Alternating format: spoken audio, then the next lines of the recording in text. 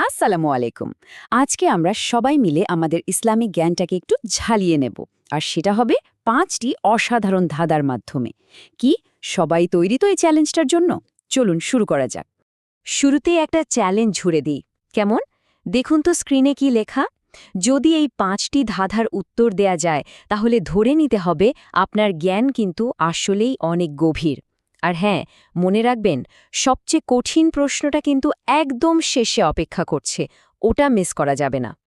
তো আর দেরি কেন, চলুন শুরু করে দিয়ে আমাদের আজকের এই জ্ঞানের পরীক্ষা। প্রতিটি প্রশ্নের জন্য কিন্তু খুব মনোযোগ দিয়ে প্রস্তুত হয়ে যান।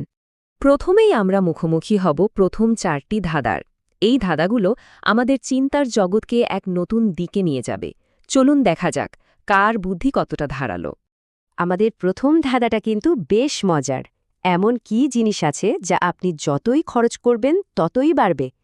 অদ্ভুত লাগছে শুনতে, তাই না? খরচ করলে তো কমার কথা, কিন্তু না, এটা নাকি বাড়ে। কি হতে পারে এর উত্তর? একটু ভেবে দেখুন তো। খুব পরিচিত একটা জিনিস কিন্তু। আচ্ছা, একটু সময় নিন ভাবার জন্য। এবার আসি দ্বিতীয় ধাঁধায়। এখানে এমন একটা কাজের কথা বলা হচ্ছে যেখানে না খেয়েও পুরস্কার পাওয়া যায়, আবার কোনো শব্দ না করেও কথা বলা হয়ে যায়। বেশ ইন্টারেস্টিং, তাই না? মাথায় আসছে কিছু। এই ধাঁধাটা আমাদের একটা খুব গুরুত্বপূর্ণ ইবাদতের কথা মনে করিয়ে দেয়। ভাবুন ভাবুন। তৃতীয় ধাঁধাটা আমাদের চিন্তার জগৎকে আরও একটু প্রসারিত করবে। এমন একটা দিনের কথা ভাবুন যেদিন সূর্য উঠবে না, কিন্তু চারদিক আলোয় ঝলমল করবে। কি মনে হয়, এটা কোন দিনের কথা বলা হচ্ছে? এটার উত্তর খুঁজে বের করতে হলে কিন্তু আমাদের এই পৃথিবীর সাধারণ চিন্তাভাবনার বাইরে যেতে হবে। একটু গভীরভাবে ভাবলেই হয়তো উত্তরটা পাওয়া যাবে। চলে এলাম চতুর্থ ধাঁধায়। এমন একটা জিনিস যেটা ভাঙলে গুনাহ হয়, কিন্তু সেটাকে কখনোই চোখে দেখা যায় না। কি সেই জিনিস? আমরা কিন্তু প্রায় শেষের দিকে চলে এসেছি, সবচেয়ে কঠিন ধাঁধাটার আগে। এইটার উত্তরটা একটু ভেবে নিন। কি মনে হচ্ছে, ঠিক পথে এগোচ্ছেন তো? এবং অপেক্ষার পালা শেষ।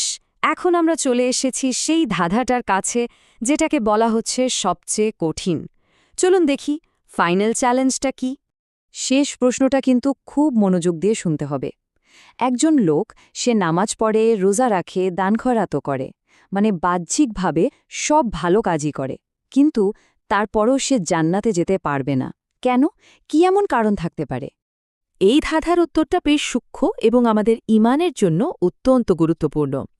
এর উত্তরের জন্য শুধু বুদ্ধি নয়, গভীর আত্মবিশ্লেষণেরও প্রয়োজন। খুব ভালোভাবে ভেবে দেখুন।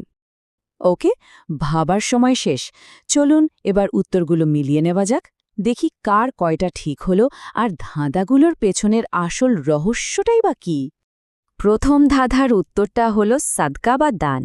কারণ ইসলাম আমাদের শেখায় আল্লাহর রাস্তায় আমরা যা দান করি তাতে আমাদের সম্পদে বরকত আসে, আর পরকালে এর প্রতিদান তো বহু গুণে বেড়ে যায়। এরপর দ্বিতীয় ধাঁধার উত্তর হল রোজা। রোজাদার ব্যক্তি আল্লাহর সন্তুষ্টির জন্য পানাহার থেকে বিরত থাকেন, আর এর মাধ্যমে অশেষ সওয়াব লাভ করেন। এটা একটা নীরব ইবাদত। তৃতীয় ধাঁধার উত্তর হল কিয়ামতের দিন। কোরআনে বলা হয়েছে সেদিন এই পৃথিবীর সূর্য আলো দেবে না, কিন্তু আল্লাহর নূরের আলোয় সবকিছু উদ্ভাসিত হবে। চতুর্থ ধাঁধার উত্তর হচ্ছে ওয়াদা বা প্রতিশ্রুতি। এটা এমন একটা অদৃশ্য বন্ধন যা চোখে দেখা না গেলেও এর গুরুত্ব অনেক। ইসলামে প্রতিশ্রুতি ভঙ্গ করাকে কিন্তু একটা বড় গুনাহ হিসেবে দেখা হয়। আর সবশেষে সবচেয়ে কঠিন ধাঁধাটার উত্তর, সেই ইবাদতকারী ব্যক্তি জান্নাতে যেতে পারবেন না, কারণ তার নিয়াত বা উদ্দেশ্য খালিস ছিল না। ইসলামে প্রত্যেকটা কাজের মূল্যায়ন হয় তার উদ্দেশ্যের উপর। ইবাদত যদি মানুষকে দেখানোর জন্য বা দুনিয়াবি কোনো লাভের জন্য করা হয়, আল্লাহ তা কবুল করেন না। একে বলা হয় রিয়া, যা একটি গোপন শিরক। তো এই ছিল আমাদের আজকের 5টি ইসলামিক ধাঁধা। এই ধাঁধাগুলোর মধ্যে কোনটি সবচেয়ে বেশি চিন্তার খোরাক জুগিয়েছে? দেখুন, শুধু সঠিক উত্তর দেওয়াই বড় কথা নয়, বরং প্রত্যেকটা উত্তরের পেছনের যে গভীর তাৎপর্য, সেটা অনুধাবন করাই আসল শিক্ষা।